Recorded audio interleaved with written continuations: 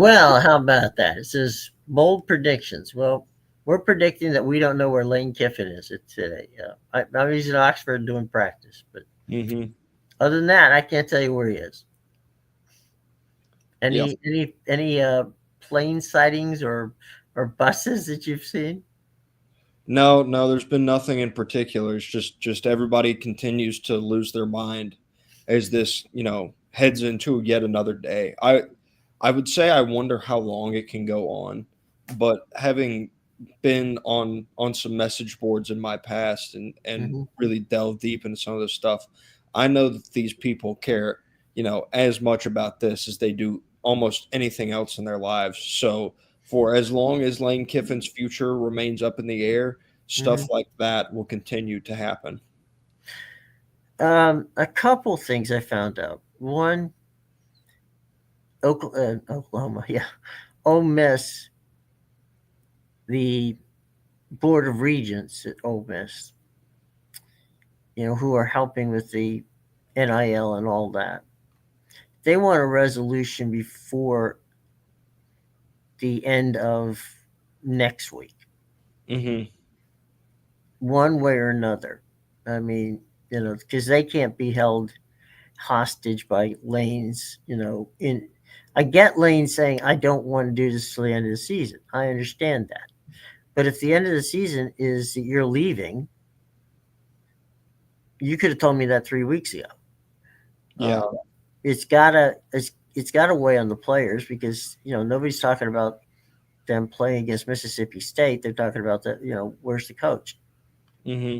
And it takes totally away from it. Actually, in some ways, it's cruel in so much as this should be a celebratory time for Ole Miss. I mean, it's been since 1960 since they've even come close to this, and so now what good. Well, it should be a good story, a fun story, right? The underdog. They're kind of like the Indiana of the Big Ten. Hmm. Here they are. And oh, by the way, just not for nothing, as we said yesterday, they're the ones who took the chance on him. A Yeah, they are. lot of people didn't want to even touch him, and he was down there at Florida Atlantic, in the I guess we were Conference USA at that time. Um, basically hanging out and going out fishing. I mean, that was pretty much Lane's life at that point in time. Yeah, it drug on for a lot longer than it should have. There was something that popped up on the social media pages of one of the players that I thought was kind of telling, Hmm. and it was on X their running back Kwan Lacey, who had another He's fantastic. a stud, boy. That Yeah, is a. he's fantastic. But it showed up on his profile. He retweeted something, and it was something to the effect of, like, look at everything that Ole Miss players are doing and this team has been doing, and Hmm. all anybody can talk about is the coach. And he reposted that. And that doesn't it wasn't him that wrote it, Hmm. but you're reposting it as if it's your similar thought process or a shared idea that you have with that person. Yeah, you wouldn't repost something you disagreed with. Yeah, exactly. Unless you quote tweeted it and were. Right. That's a different thing. Yeah. Yeah, but it was just pure repost. So I think that it is probably affecting that locker room and starting to permeate throughout that locker room a little bit. And I would be curious to see what the kind of effect is in the coming weeks. You're not going to really know anything this week, Hmm. aside from Lane making a decision. That would be the only thing that would allow you to know anything. But it appears that the locker room is also starting to hear a lot more about it, and it's starting to take a bit of a toll on them. Um, I have to wonder what the hell was he doing with Pat McAfee. I know he does. You know, he pops on and talks to Pat, which is fine. But at this time, you really want to go on and say, well, they're not holding a gun to my head, which is basically what he said. Yeah, it is. It's just, you know, more questionable decision making, I would say, because your whole thing in this is like, well, why are we talking about this? And then every week you go on somewhere and you talk about it. Mhm. So it's something that feels like it needs a resolution. I feel like the media, us, we kind of beat it with a dead horse almost because it feels like we kind of have to. But for Lane, it feels like it's past time to have a resolution come to this. And Hmm. I'm just purely shocked that everyone else around him isn't pushing for a resolution on it either. Yeah, it's people. The reason we're talking about it is everybody wants us to talk about it. And one of the things I think that we've done, at least I'm pleased with, is we haven't put him anywhere yet. Mhm. We're telling people, no, don't. We don't know if he's going to Florida. We don't know if he's going to LSU. We don't know if he's staying at Ole Miss because I frankly don't believe he knows. Yeah, I mean, at this point, because I think every bit of reporting that you hear from people at this point Mhm. is, well, the people everywhere feel like they have a really good chance of Lane Kiffin being their head coach next year. So everybody's getting the same spiel from him essentially. I question how much his interest in LSU is legitimate, just based on the state of that program and the involvement right now of the governor, which there was some reporting that supposedly he may not be as in the mud with it as maybe people think. I don't know how much of that I truly believe, but that's what the reporting says based on conversations had with him at an event recently. Um, but it feels like it's Florida or it's Ole Miss. It feels like this LSU thing has been something that's kind of came up recently to drum up maybe a little more buzz in terms That's Jimmy of, Sexton. yeah, I in mean, terms is of, Jimmy Sexton, arranged that visit to put leverage pressure on Florida and on Ole Miss. yeah. I So mean, because there's no way in hell he's coaching LSU. I found that very hard to believe myself. But here I was sitting. I think we did a show on Saturday morning, and I said I thought that Hmm. report by James Franklin, it screamed leverage to me. Hmm. That didn't ultimately end up happening. It could have been leverage still. Like there's a small chance that it was like a Hmm. final shot at leverage because notice he didn't sign until Monday, Hmm. until after Sunday, which would be your period to fire coaches. So I do Right. think that is a little bit interesting. Um, but it's a situation that at this point feels far too played out. Interesting thing. I know that Florida reached out to, of all people, Urban Meyer, um, not to have him come back as a coach, but to get his thoughts. Hmm. And he said, "Look, if you can't get Lane, and this one I think will be, it's something we talked about the other day. Hmm. He suggested Todd Monken. Yeah, I mean, and again, that goes back to it's something where you may start changing the model of who you're looking for as a head coach Hmm. in terms of people that can fit the new mold of college football. Right. And I think Todd Monken can very much run a program. Like it's something that while he was at Georgia, he was good with in terms of recruiting Hmm. and all of that. And he's gone to the NFL and been nothing but successful with the Hmm. Ravens and where that offense is now. So I think that's a great idea. Obviously, I think you're going to have the other candidates, Eli Drinkwitz, Jed Fish, that are Sure. in there if you don't. But this is the domino that's holding up the entire college football. We have 2 weeks left in the season, so Hmm. this feels weird to say, but it's the domino that's holding up the entire college football offseason in terms of the coaching market. Well, yeah, but it also is the dominant story. It is. I mean, that's the weird part, right? I mean, we're worried about where Lane Kiffin is going, yet there's three fantastic races, you know, yet to be decided in college Mhm. football as we get very close to, the college football championship games and then the playoffs. So nobody's talking about that. They're talking about more people are talking about Lane Kiffin. They're talking about Oregon USC, which is a massive game. This it's an elimination game for all intents and purposes.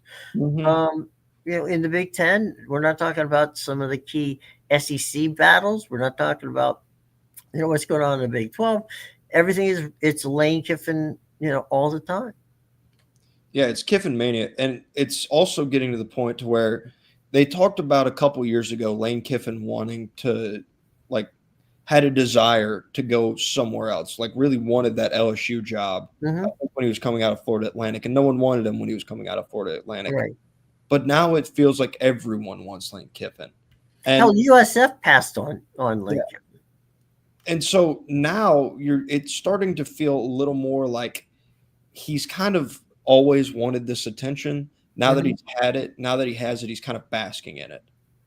Oof. Well, he was the pariah after he went from Tennessee, you know, out west, Mm-hmm. and from that point on, everybody was a little concerned about. Wait a minute, if we hire this guy, how long is he going to be here? Yeah. Now, that being said, over the past 6 or so years, it seems as if Lane's personality, so he's going to troll people anyway. But it seems as if he's settled down. He's got his family. Seems to be that whole thing seems to be, uh, you know, good on him for quitting to be such a knucklehead.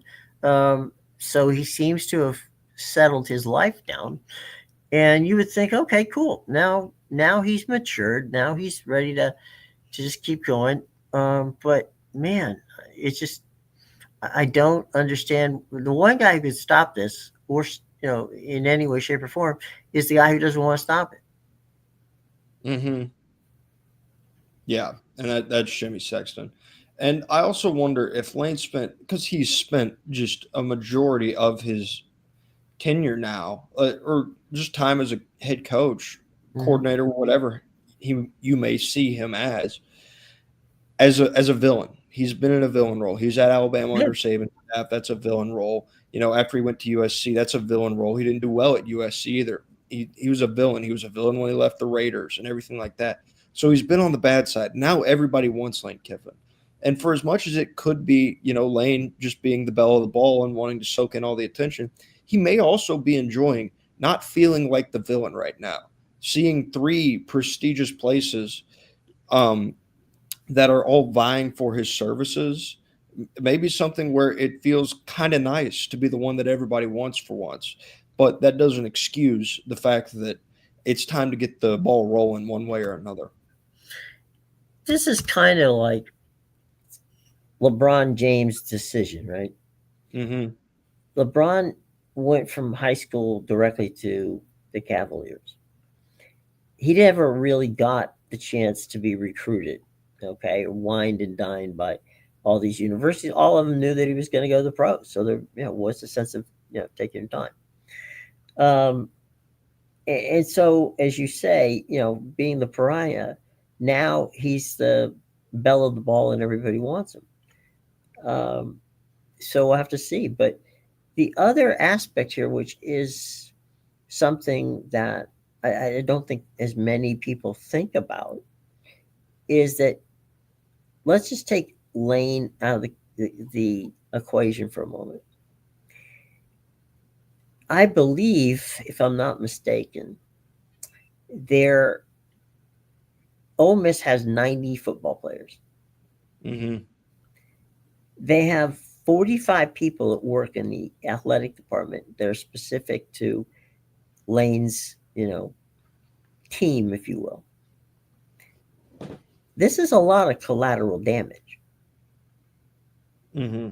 And what are you doing to the lives of those 45 people who work under you and those 90 kids who came there because you brought them there? Yeah. Because he's not going to offboard 90 kids to Florida. That is damn sure not going to happen. No, it's absolutely not.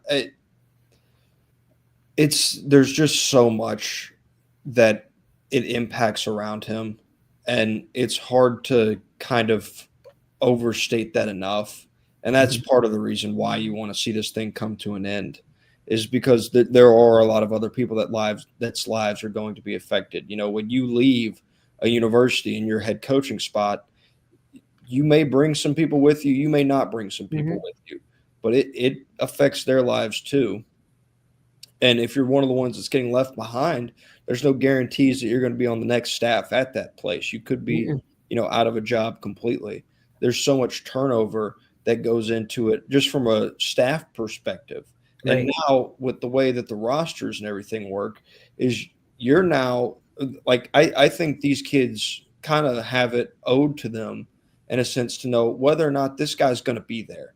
Mm-hmm. That matters. Like it matters a whole lot in terms of this team being able to compete for a national title this year because they're in the playoffs, and right now there's not really a path for them to be out of the playoffs, all things considered. Even if they lose to Mississippi State, they still only have one loss.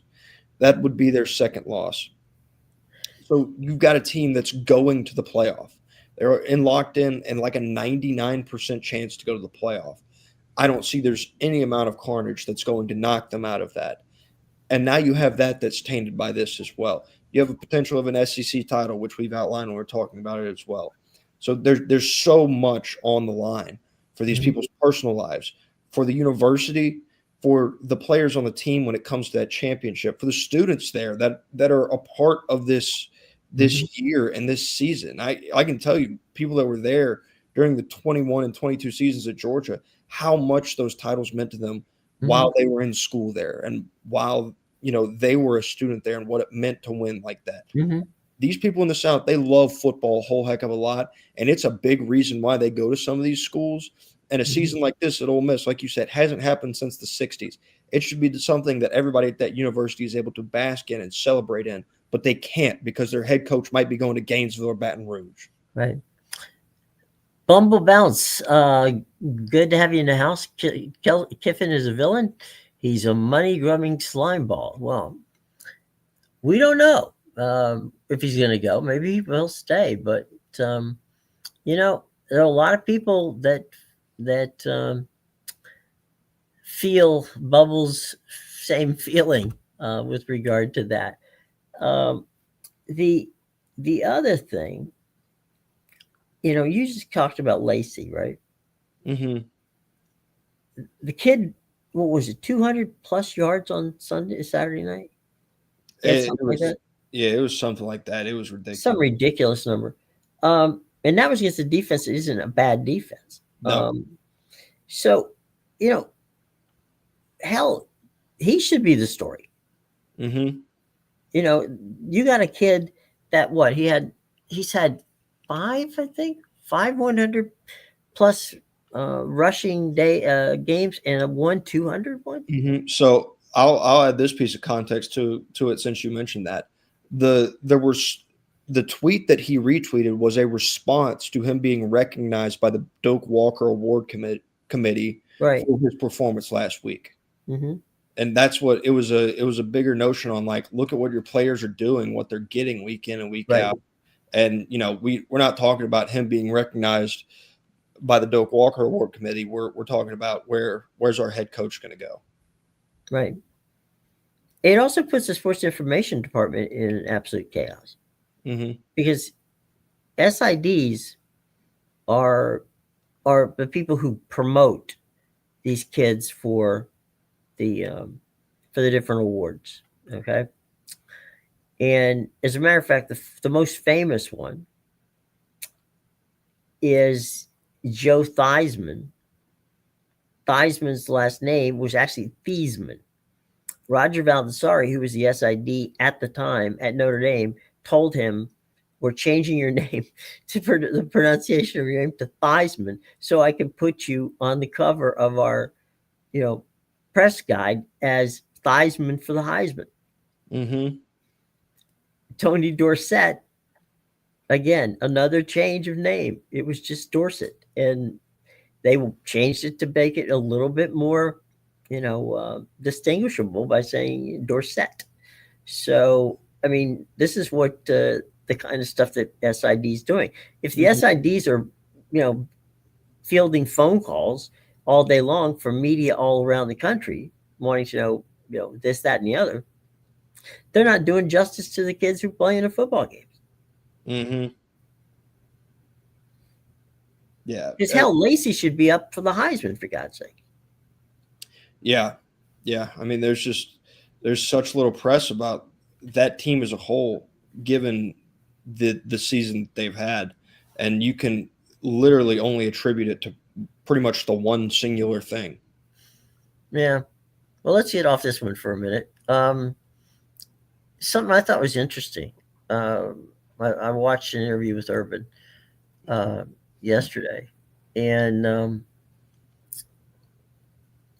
he was talking about then and now. Okay, he said back when he was at Florida, he said that look, I, no coaches were fired at in the middle of the season.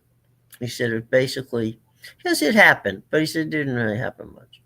He Mm-hmm. said you waited till the end of the season, and then whatever you wanted to do, you did. Um, and he said that that all changed, and things have now gotten much more confusing and messier. But there was the other thing that he said that I thought was very interesting. He said, I'll tell you right now, when I was at Florida and again Ohio State, he said I never lost a recruit to Texas Tech. But he said, I'll tell you what, they are now. Mm-hmm. So he goes, I'm not so certain that any of these programs, the quote unquote blue blood programs, are are ever going to get back to that point as long as there's the Texas Techs out there and the other people who are willing to pay them a lot more money than most of these blue blood programs don't feel that they necessarily need a big NIL. Mm-hmm.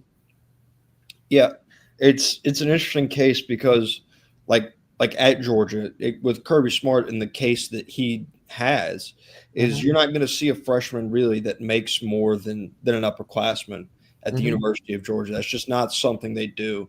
Talked about it with the different guys in the place that they're going. LaDamian Guyton's the number one player, I believe, in the 2027 class. Mm-hmm. He's committed to Texas Tech. That's a guy that I feel like I can pretty safely say would probably be at Georgia if it weren't for NIL. The same can be said for Justice Terry. I mean, he was a guy last season who chose to go to Texas, and when he's at the podium, he said, "This is a business decision." And that's the way he described it. It wasn't. I have a bunch of love for the University of Texas or anything like that. He said he made a business decision. So He's these, not wrong. yeah, and there you can't fault people for making business decisions either.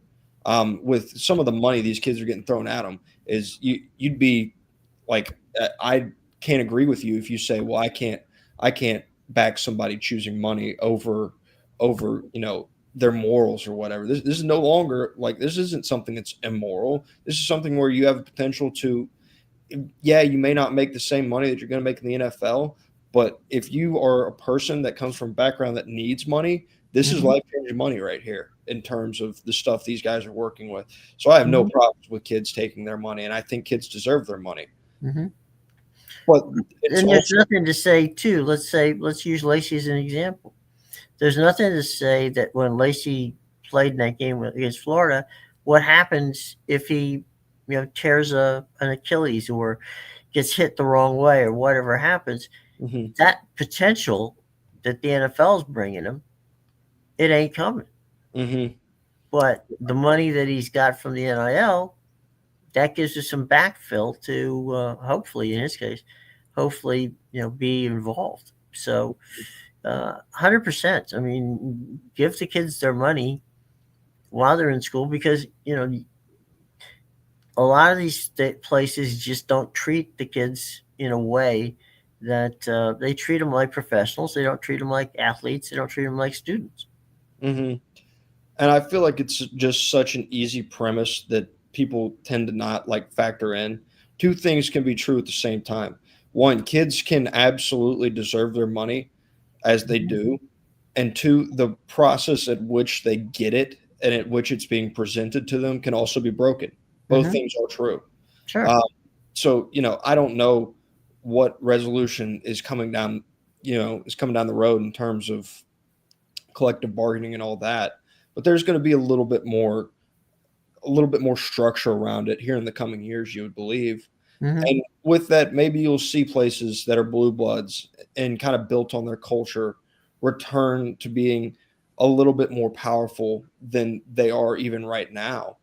Um, but until then, you're going to have places like a Texas A&M that's going to pay them every bit of money that they ask for. It's funny. The one last thing from Urban was that he said he couldn't coach now,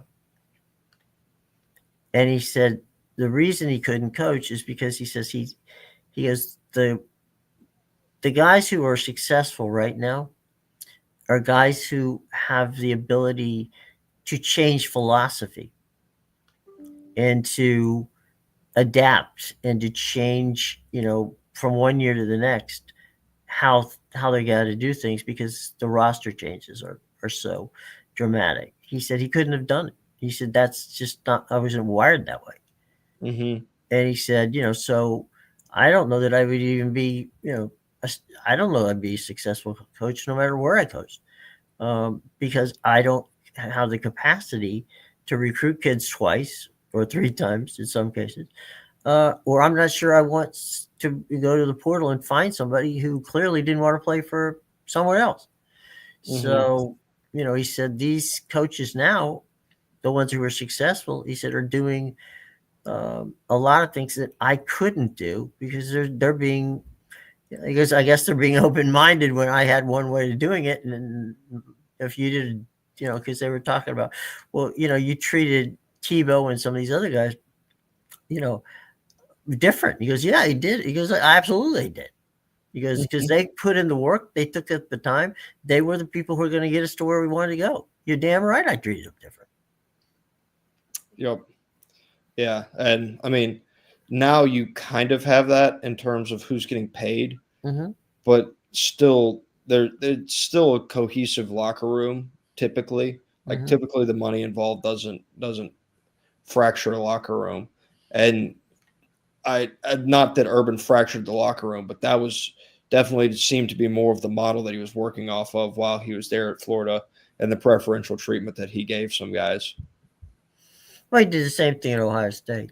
I Oh mean, yeah. and we saw that act didn't play well in the NFL because he didn't even finish the first season at Jacksonville. No, he didn't. No, that act did not pass. I think that act stopped when he had his altercation with the kicker pregame. Yeah. Mm-hmm. Can't do that in the NFL. That's No. grown man to grown man talk right there, as they say. Well, yeah. Um, Warren Sapp tells a great story about one of you know one of the situations where he was toward the end of his career. He was playing with the Raiders, and he and the coach, I can't remember the coach at that time. For they've had so many, it's hard to keep track. But anyway, he went around. Al Davis was still around. He said to Davis, "This is during halftime." Davis happened to be down where the tunnel was, which he normally wasn't, but he was on that day. And Sapp said, "Do you pay me to tackle the quarterback?" Mm-hmm. Which, that's not necessarily before you say hello, how you doing, right? The Yeah. first thing you see from a guy, standing there with in full football gear, getting ready for halftime, is asking the owner, "Do you pay me to tackle the quarterback?" The answer quickly was yes. He says, "Well, then get in there and tell the damn coach that he's putting me in positions where I can't get to the guy." Yeah. So it's crazy. It's a wild, wild world. And speaking of wild, wild world, speaking about the Raiders, Jon Gruden wants to be back on the sidelines. He wants to do it in college. And right now, Arkansas, Auburn, UCLA all have admitted they've spoken to him. Mm-hmm. To what extent, I have no idea. But I would not be surprised that if we wake up tomorrow or in a couple of days, Jon Gruden has a job. Where? If I had to put my money on it, I'd think it'd be UCLA, um, because John likes the big city. I'm not so sure his act would play well in Arkansas. It might in Auburn, but I think those two places have coaches. Well, certainly one of them. The designs, the folks at at Auburn are looking down to New Orleans and Tulane and Johnny and saying, you know what, Johnny's our boy. We gotta get him up here as fast as we can. Hmm.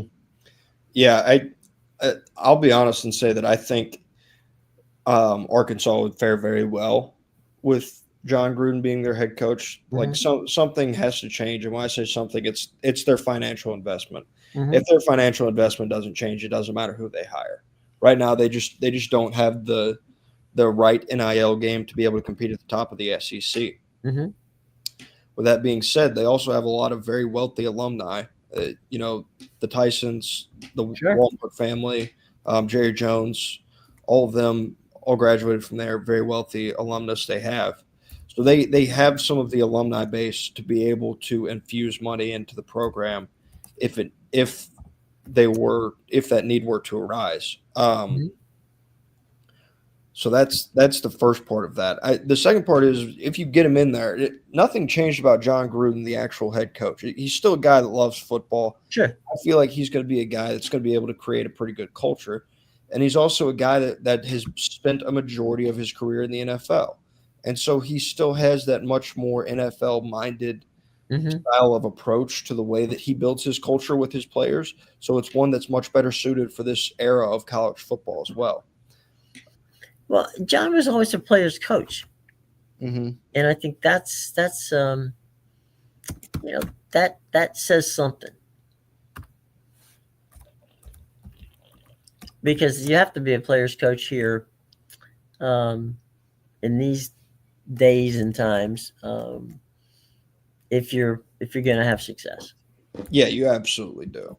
Um, and that's like I am of the belief that he could build that where in college now. UCLA is interesting just because we talked earlier in the year a lot about Hmm. UCLA and where they are as a program and what the outlook is, and said some changes needed to be made for that program if they were going to get back to a point of relevance. Um, Hmm. you know better than I. I don't know what kind of changes may or may not have been made. I am unaware of any changes in terms of an athletic director, at least off the top of my head. So there is that portion of the UCLA job, I feel like, too.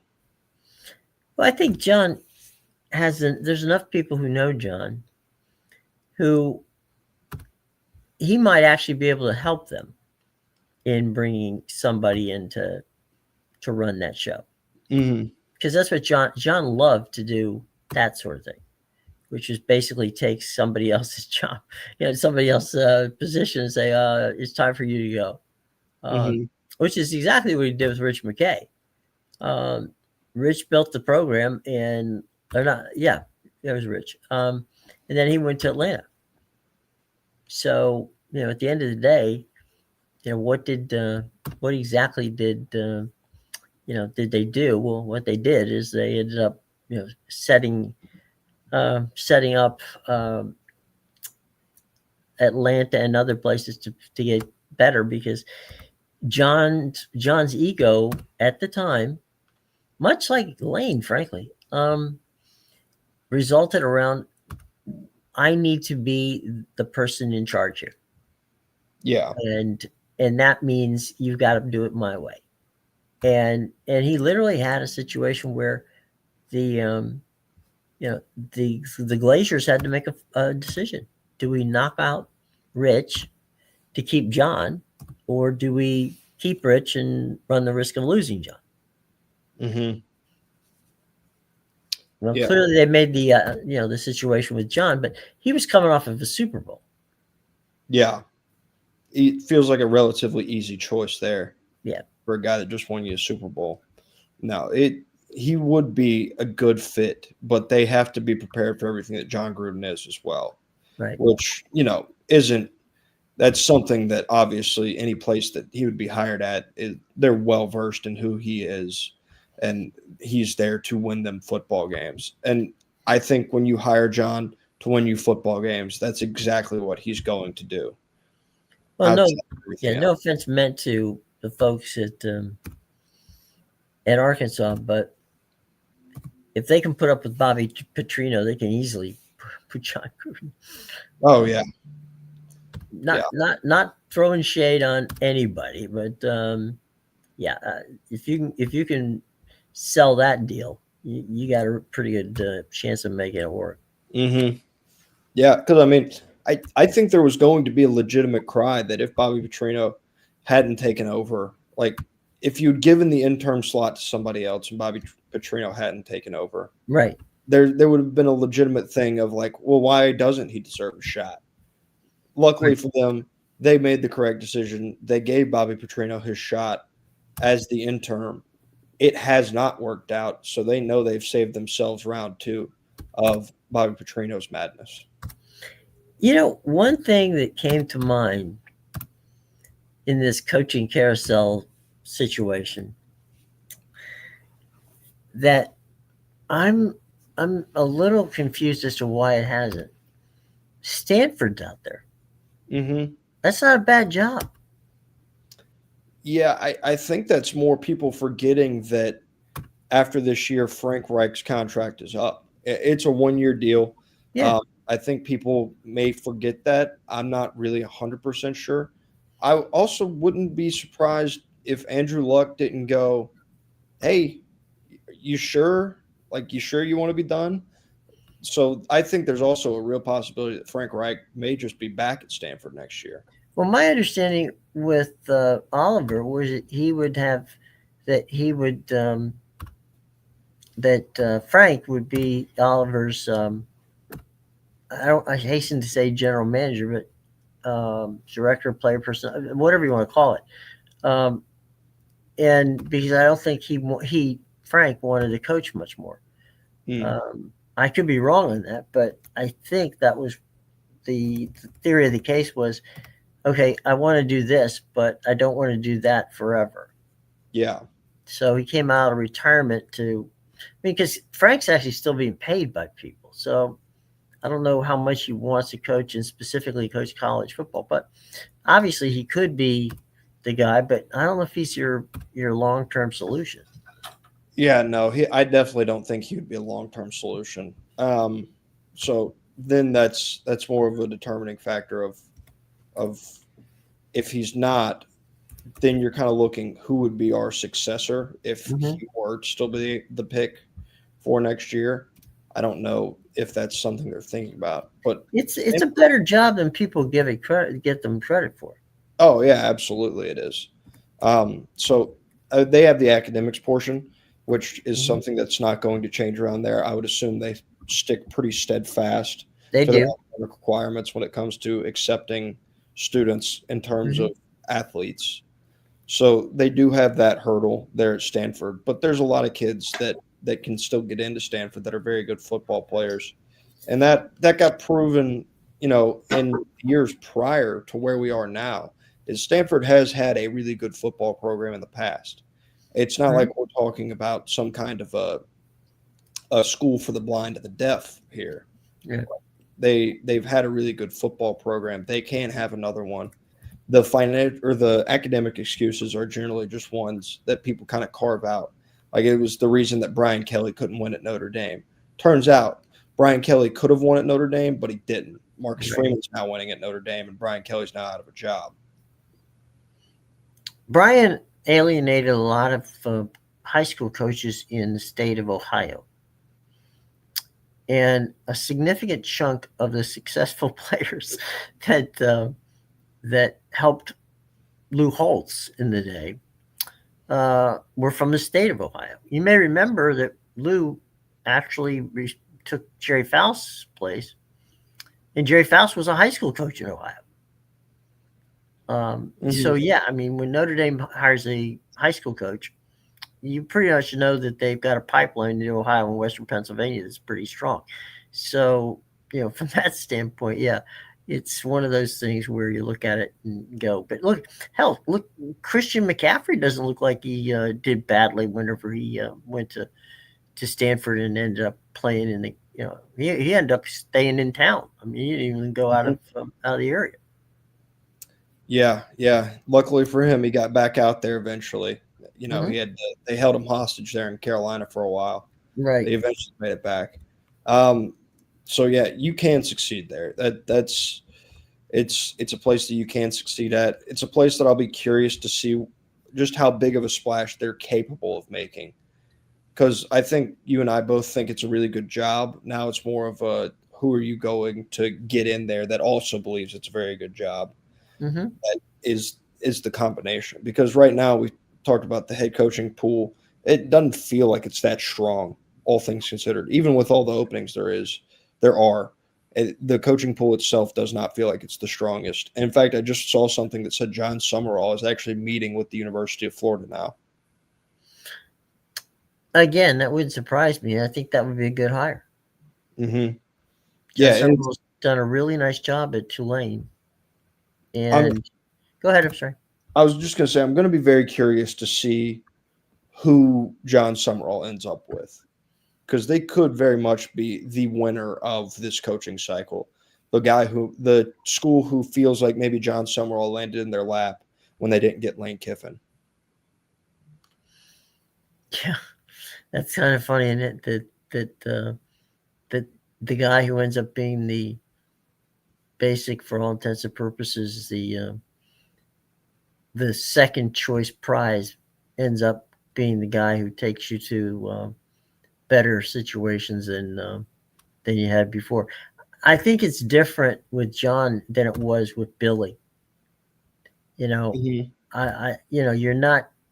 The concern was we went to we went down to the G5 and got us a guy, and it turned out to bite us in the ass. Um, I just don't think that's necessarily the concern, or should anyway be the concern of of the group at this point in time. I think he's proven that that John can coach, because he's done such a. It's very likely, frankly, that Tulane's going to end up being back-to-back winners in the American. It's a good Mm-hmm. possibility. So I find it hard to believe that he's going to burn out or flame out, because he knows what big-time college football is all about. Yeah, that is true. I'm actually kind of curious, or I thought it was very interesting. Just a quick aside here. I think last night you probably have James Madison as the biggest loser of those college football playoff rankings, Mm-hmm. because they just told James Madison everything you've done kind of doesn't matter. It doesn't matter that you only have one loss to Louisville on Mm-hmm. the road, like by in a game that was very close. If they had sat down and watched it, there's no telling if they actually did or didn't. But in a game that was very close, because Tulane's ranked and they're not. And I'm not sure, based on the way that Hunter Yurachek spoke last night, I'm not sure how much of a path they reasonably have to the college football playoff. You talking about James Madison? Yeah. There's no way they could be making it to the playoffs. They could go, they could go out tomorrow and beat Notre Dame. They wouldn't make it. Yeah. I mean, not that it's just. I'm trying to find a way to do this without making it sound nefarious, but there's no other way of doing it. The fact of the matter is, they love the concept of the kind of like what we see in March Madness, right? That you get the Cinderella team that's for the first time having an opportunity and all that. They love the concept. They just don't like the fact that it would happen. Mm-hmm. They they would prefer to have ratings monsters, as opposed to whether or not James Madison, or for that matter, I mean, last year it was Aston Gently and the guys from Boise. Mm-hmm. If you really did like underdogs, well, there you go. That was your underdog. Mm-hmm. And to an extent, I would absolutely, I think more. I'm not so sure underdog, but more of a surprise was what happened with with SMU. So Mm-hmm. you actually had two kind of underdogs in a role, because they weren't thought to be the blue bloods of college, but there they were. Yeah. I mean, even Arizona State, I think you can class. That's another good one. You're absolutely right. Um, So yeah, the Cinderella story isn't going to, just in the way that college football is a sport. Your Cinderella story is going to come from schools like Arizona State, not going to be coming from schools like James Madison, Mm-mm. typically speaking. Because I think you saw what you saw in the finals, or in the, what was it, the quarterfinals? Is that technically what the matchup Yeah. of the Fiesta Bowl was? Mm-hmm. So you had the quarterfinals between Boise and Penn State, and that game, it may not have looked as wide as you maybe thought it was going to be, but there was a wide margin between that Boise and that Penn State team last year, and that's really honestly one of the better versions of a G5 school that you're going to get, and now you're going to get them on the road every time. That just diminishes their chances all the more. Mm-hmm. And it's bad for James Madison. I feel badly for them, but Mm-hmm. that I can't argue with it. I from a standpoint of if I'm programming it from the network standpoint, it's not even a blip. It's like I'll take them. Do not give me James Madison. Mm-hmm. What I'll add in terms of, you're talking about the scheduling and why they like Mm-hmm. bigger brands, that also surprises me based on what they did with Texas last night. Because what they did with Texas was they eliminated Texas from the college football playoff last night. Is what they did. Right. But when they moved them to 17, that takes any and all path out. There is no longer a path for the University of Texas to make the college football playoff. It's just not possible. Because now I'm looking at the way the bracket shakes out, and I see Alabama sitting at 10, and have an understanding that if they did not have that college or that SEC championship potential still, then Mm-hmm. they would not control their own destiny. But in terms of them playing, I believe they still control their own destiny in terms of making it to the SEC title. Roughly, I think a lot of stuff has to break a certain way for them not to actually have full autonomy over their destiny. But assuming they make the SEC title, they win the SEC title, they'll be in anyways. But if they don't make the SEC title Right. and they still beat Auburn, they don't have full control, because BYU is lurking right behind them at 11.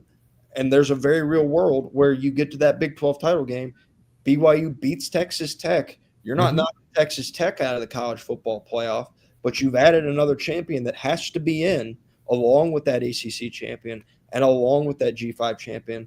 And now all of a sudden being in the top 10 still isn't enough to secure your spot into the 12-team college football playoff field. No. And you got to wonder, right?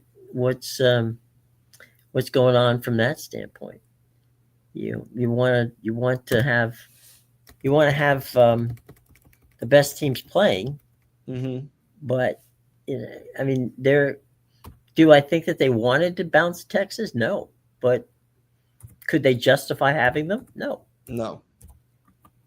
And that's what makes it really interesting with Miami, because I think when we all watch the ACC, Mm-hmm. I don't think anyone's fooled. Talent wise, yes, Miami is the best roster in the ACC. I don't think that's that hot of a take, or honestly that much up for debate. But they aren't the most consistent team in the ACC, and that's what bites them, is because they can't win the games that they're supposed to win against an SMU and a Louisville. Those are games that they should have won. Those are two teams that, while they're having good years, they shouldn't be having years that have them beating you, especially not at home like Louisville Mm-hmm. did. There's that side of things, and so they have problems now that they can't control their own destiny. They're obviously the best team, and now the ACC is going out there and they're essentially just running Miami propaganda up and down. And now it's believed Miami fans that they have a legitimate case. They have a legitimate case against Notre Dame. No, you don't have a legitimate case against Notre Dame. Notre Dame's losses are to you by 3 points, and Right. they're the number 3 team in the country by a point. I don't want to hear it. Your losses aren't comparable. You play in a significantly worse conference, so you don't have a leg to stand on when it comes to Miami in terms of their argument for the college football playoff. You're not making it as an at large bid, and you aren't making the ACC title either. So your hopes are dead. I don't care how close you are. You don't have a shot. It's a really similar feel to the way South Carolina was last year. They Hmm. came on strong, they finished strong, but they lost a game or two in the mix that they shouldn't have. The same with Ole Miss last year. They Hmm. lost a game that they shouldn't have. Same with Alabama last year, where you lose games you shouldn't, and now you're sitting on the outside looking in. If you handle your business, you're in there. But guess what? You didn't handle your business, and you didn't handle it in conference, which makes it all the more worse. And now you're out here trying to just beg and plead like you're on the street corner for a playoff spot. Yeah, and it's not going to happen. They're not going to get it, and it's just that one of those bizarre situations from that standpoint. Um, that you've got all these teams. There can only be so many blue bloods, right? Mm-hmm. And what's to say now in what Urban was saying about Texas Tech, you know, just basically pouring money into their situations that and we talk about the with FSU and we talk about with Clemson and Carolina in the ACC, but there's also messes all around on the on in Big Ten and other conferences. Mm-hmm. Um, what's to say that these blue bloods are blue bloods, but at the end of the day, um, if they're not performing, you can't prop them up much longer. No, you can't. And that's like Texas can have as many fans as they want to. That's great and it will help them when they have a case. Hmm. But you don't have a case. You don't have a case when you get blown out by Georgia. You don't have a case when you go up to Ohio State and even though people will tell you it's a 7-point game, you didn't stand a chance in that football game. I watched it with my own two eyes. I remember what I saw and I remember thinking, man, Ohio State scored 14 points. Texas definitely can't do that. And they couldn't. Like these are images that last. You go down to the swamp and you lose to Florida in the fashion that you lose. You can't do that and still expect a playoff spot. So the same argument is for Texas that is for Miami is you guys didn't do what you're supposed to. And now more than ever, you'd think people would be able to kind of take that and move on because now you're in a situation where, you know, you're back next year. I get it. You're not happy with the results this year. But guess what? Next year, brand new year. And you've got probably just as good a shot as you had coming in this year because it's as wide open as it's ever been. And you've got some of the top financial investment in the country. But you didn't do what you're supposed to this year. You just kind of got to give it up and quit complaining. Yeah, and from that standpoint, I mean, look at. I think that one of the reasons that Georgia and some of the other programs, Oregon, um, year after year are successful is because they understand that that putting the best team on the field doesn't necessarily mean putting the most expensive team on the field. Mm-hmm. Yeah, I mean, you like that's Miami's thing is they're big in their financial investments and they love winning the transfer portal in the offseason, but yet you still haven't had it translate into success on the field.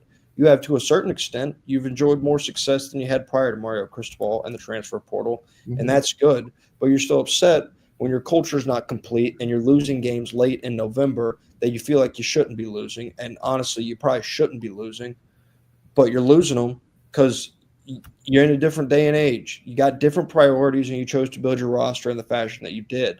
So some of this stuff can fall through the cracks.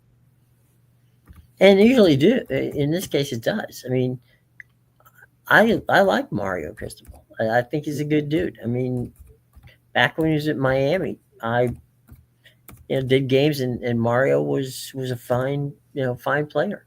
Um, that's cool, but Mm-hmm. his game coaching and you can nobody can argue with his ability to recruit. I mean, my God, he's a fantastic recruiter. It's Yeah.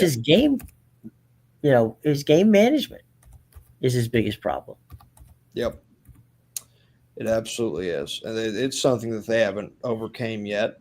And I think there's definitely a legitimate case of how many tries does he get now in college football?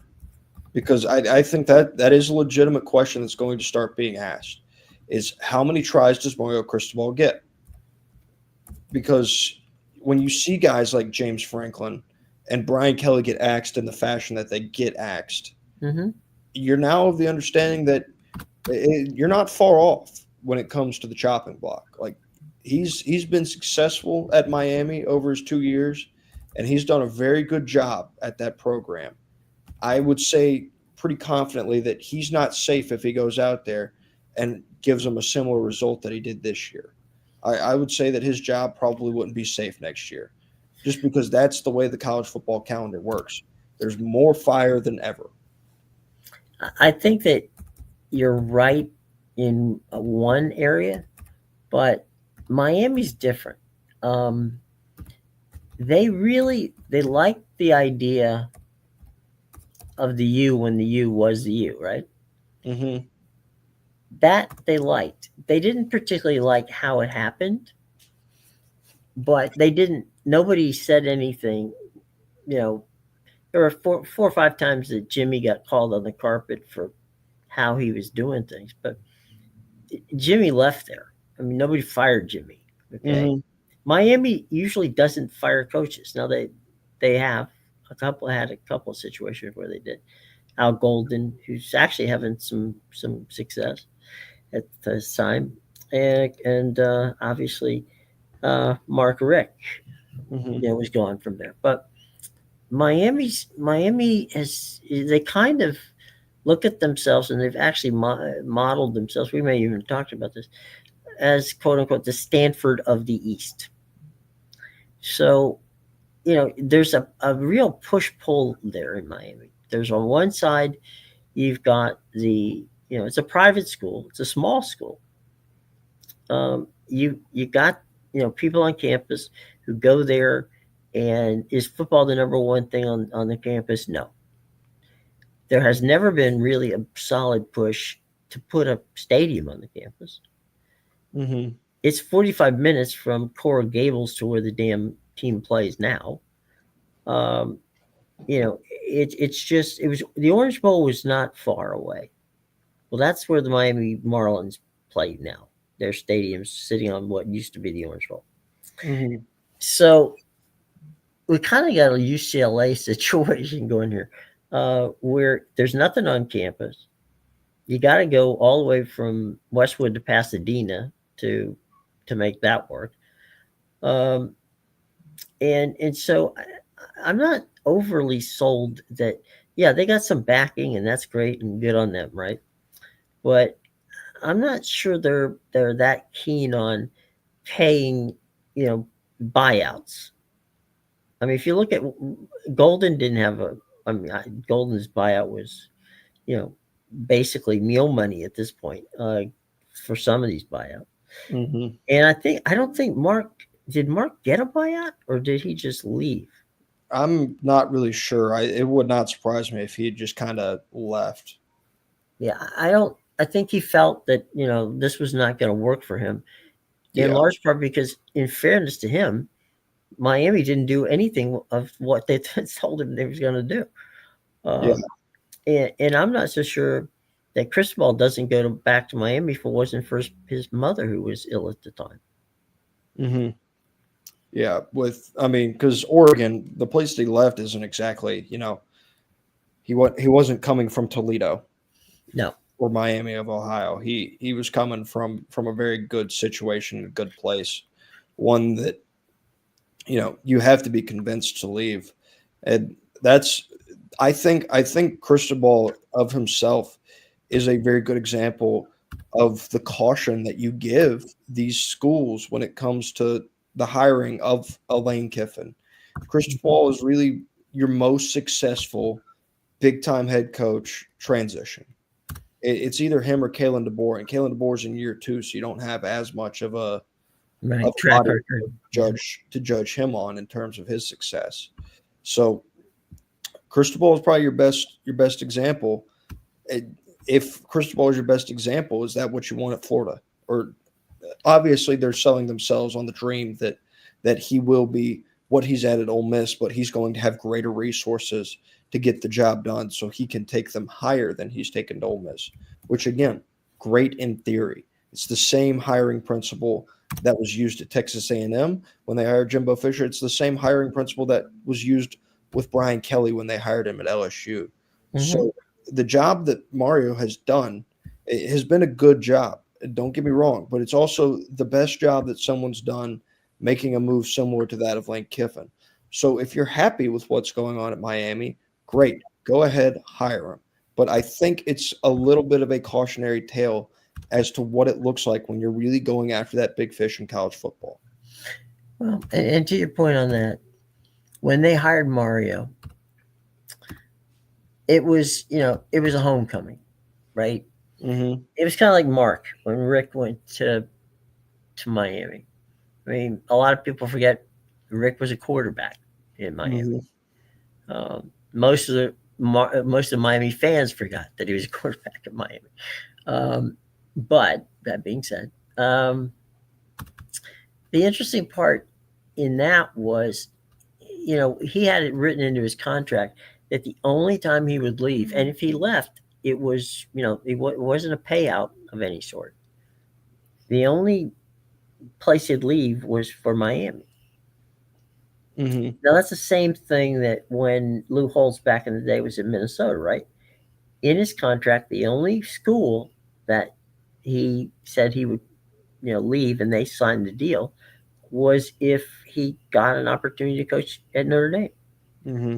So I think the interesting part of this is that, Mario Cristobal is a good person, okay, and I think he has a good heart, and I think he does. And I've talked to people who he's recruited or even attempted to recruit, and he's always straight with them. And the kids actually like him. The players like him. The school likes him. But at the end of the day, he gets judged on wins and losses, and you know he's lost games that he should have won, Mm-hmm. and unfortunately, he's won. He's lost more games he should have won than he's won more games he could have lost. Mm-hmm. So it's kind of an interesting, as you said, it's a cautionary tale, but it's one of those things where, again, in his situation, I think is very unique, and one which is going to be an interesting one from here on out. Yeah. I say all that talking about the big hire, and I'm in the middle of writing something that is praising Virginia Tech for hiring James Franklin. I think, at least in my eyes, it's a big hire for Virginia Tech, and It's a one that, huge hire for Virginia Tech. and one that you could see a very similar parallel in terms of the argument of making the big hire. But there's good and bad in it all. But I think what Chris Paul has done at Miami is something that he's probably going to continue to replicate year in and year out. And I Mm-hmm. think with where he's been, that you're going to get one where he breaks through. I don't think this is something that's going to continue year over year to Mm-hmm. build upon itself. So I do think there's that aspect. When I'm talking about Miami long term, I say it's a cautionary tale. But Sure. I'm also one that still believes in Miami with Mario Cristobal at the helm. Yeah. I mean, there's a better chance of him winning than losing. And you brought up a good point about what's going on in the state of college football in that realm, and that is the a situation where going after the big fish doesn't necessarily always bode well for you. Mm-hmm. And hang on one second, we got Exalted One come to Arkansas. All right, well we'll ask John. We'll get him to head to Arkansas for you. So look. You know what you said it earlier. I'm curious as to John had a great time when he was on ESPN as a teacher, right? Mm-hmm. He kept showing us the different ways to win and breaking games, and his game film study I thought was always entertaining. If he can replicate that I mean, he's never done recruiting, so that part we don't know how that will work out. But Yeah, John might be a good fit at Arkansas. yeah. I mean, he very well might be a great fit at Arkansas. I like the prospect of him at Arkansas. Hmm. So there is that.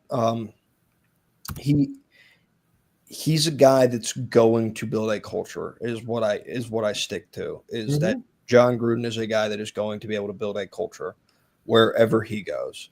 So Hmm. there is that. And if they get the financial investment, then Jon Gruden as your head coach feels like a home run hire for Arkansas. I don't really know what they were doing when they hired Sam Pittman. I know they had some success.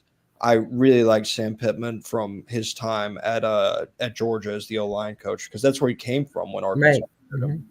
Hmm. And Arkansas, I think, made a solid hire, but it just wasn't one that was ever going to get it done with the resources that you had. So there is that part as well. But this one feels like a significant step up. And if they were to make it a step that signals Arkansas has invested in football again. Yeah. I mean, there's that. I'm wondering the the thing that gets me here is, and I think that the it's a good why it was smart. Virginia Tech never would have been able to afford Franklin if he hadn't been on that buyout, Mm-hmm. and now they can.